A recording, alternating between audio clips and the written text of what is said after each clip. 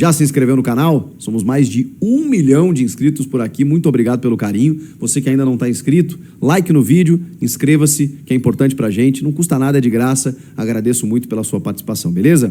Esse aporte, segundo ele não seria de uma vez só, seria escalonado. Então você tem algumas medidas mais urgentes, né, como o transfer ban, que hoje precisa ser derrubado, de 33 milhões pela negociação do Félix Torres. E ele diz que isso seria urgente. A eleição é na próxima segunda-feira. A janela fecha no dia 2 de setembro. A ideia dele, pelo menos de acordo com essa entrevista, e isso já está combinado, já tem o aporte, é de conseguir não só para derrubar o transfer ban do Félix Torres, mas também já encaminhar para que outros negócios não gerem o transfer ban, que são dos negócios envolvendo Matias Rojas e Rodrigo Garro com o Tajeres. O Matias Rojas da rescisão do seu contrato. Isso dá cerca de 100 milhões de reais, que o Corinthians precisaria dar numa tacada. Esse aporte, ele diz que tem. Depois desse aporte, contratar. Porque ele pretende ainda contratar para essa janela. Só que aí, gente, vai ser uma loucura. Por isso que eu falo, a ideia dele, na teoria, é muito bonita. Eu não sei se na prática ele vai conseguir. Porque dia 25, quando ele for eleito, ele vai ter uma semana para o Fabinho Soldado, para ele chegar para o Fabinho e dizer assim, nós temos orçamento, precisamos contratar aqui, sei lá, um meia, 2 atacantes, se vira. E aí o Fabinho tem que ir para o mercado. Talvez o Fabinho, com o departamento de scout lá, eles já têm alguns nomes encaminhados, mas a gente vai estar num final de janela em que muitas melancias já se acomodaram. Então você vai ter que pegar jogador ali que, sei lá, daqui a pouco, vou dar um exemplo aqui. O Grêmio tentou contratar o Roger Guedes lá do Al Rayyan. O Al Rayyan não quis negociar por 10 milhões de euros. Sei lá, daqui a pouco o cara chega pro Fabinho Soldado e diz assim, vê se os caras querem 15, que ele desembarca aqui semana que vem. E aí tá dentro da janela, né? Você se acerta com o jogador, vamos oferecer um salário tanto para ele e tal.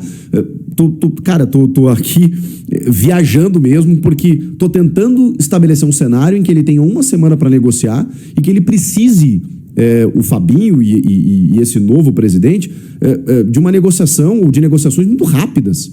Então vai ser difícil, mas ele vai precisar derrubar o transfer ban do Félix. E disse ele, né, já resolver essas situações pendentes para não ter problema com o Garro e o Matias Rojas, e aí ir para o mercado e contratar em uma semana, em pouquíssimos dias, jogadores para reforçar o elenco, tá? Se ele conseguir isso, mas $1 bilhão é muito mais do que isso. E aí, calma, né? E aí tem toda uma negociação, depois de tudo isso resolvido, porque tem até o dia 2 de setembro só por conta do fechamento da janela, ele vai entrar nesse processo de mudança dos naming rights da Arena. Diz que vai conversar, evidentemente, né? Porque tem uma multa a ser paga para a Neoquímica, para você rescindir o contrato e estabelecer um valor com exposição de marca, né? Mas um valor escalonado para quitar a Arena em 15 anos. Isso vai também envolver o CT Joaquim Grava, CT da base, com uma nova estruturação. Cara, assim, repito, o projeto dele é salvar o clube. E tá muito bem estruturado, tá? Por isso que eu falo, teoricamente ele tá bonito. Isso que eu nem tô falando de algo danoso, nocivo e nojento que ferrou o clube nos últimos anos, que é a questão política. Então, quando eu falo tudo isso, deixarão... Eu não conheço o André Castro, nunca conversei com ele, mas se ele estiver bem intencionado, e me parece que sim, com todo esse projeto estruturado, a pergunta que eu faço é, deixarão ele fazer tudo isso? Porque vocês sabem que tem pessoas dentro do clube que não pensam no bem do clube, pensam no bem próprio, de si mesmo, do seu ego, da sua vaidade, dos seus benefícios. Então, se chega um cara para tentar resolver o problema, muitas vezes esse cara não é bem visto.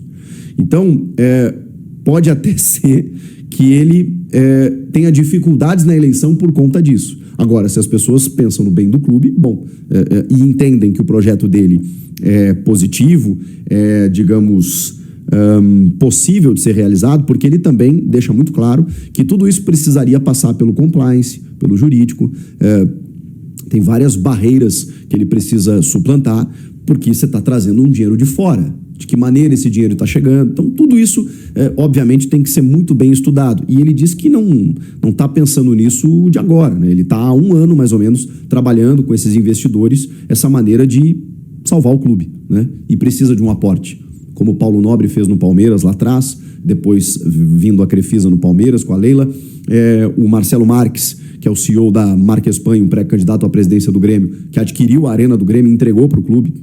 É basicamente a mesma coisa, que está prometendo investimentos no clube a partir do ano que vem.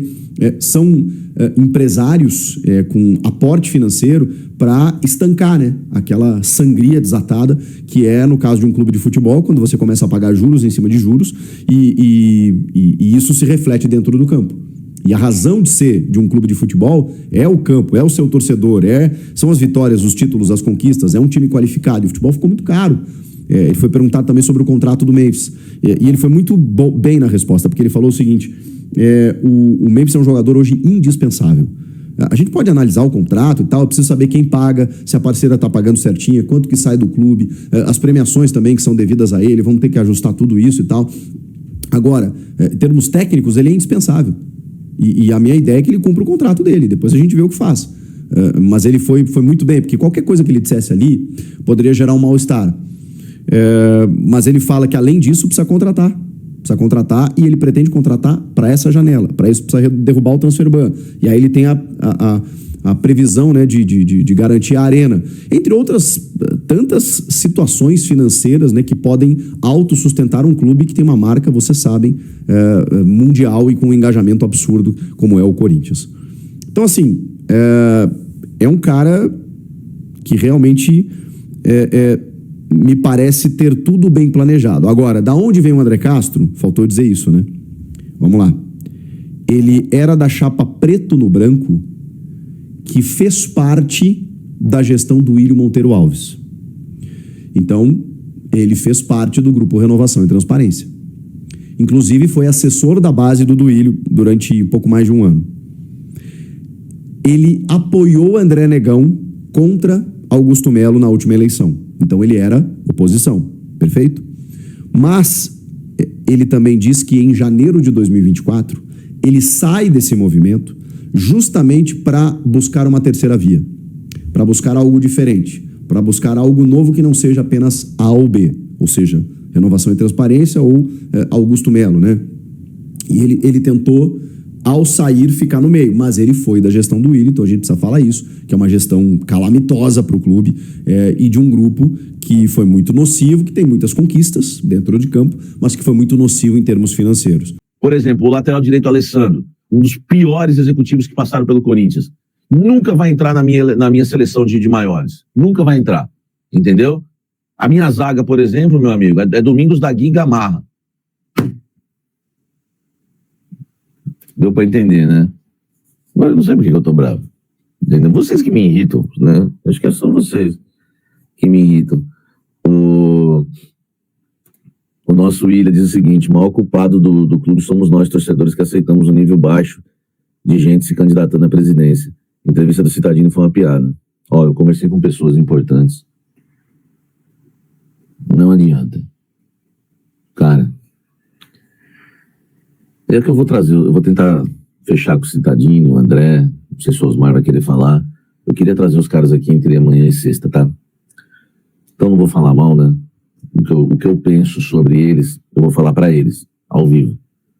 Entendeu? Então não quero falar nada aqui, porque é melhor pegar de surpresa. E se a assessoria estiver vendo, é melhor não falar com o Samir. Né? Vocês têm um medo de falar comigo, que é incrível, né?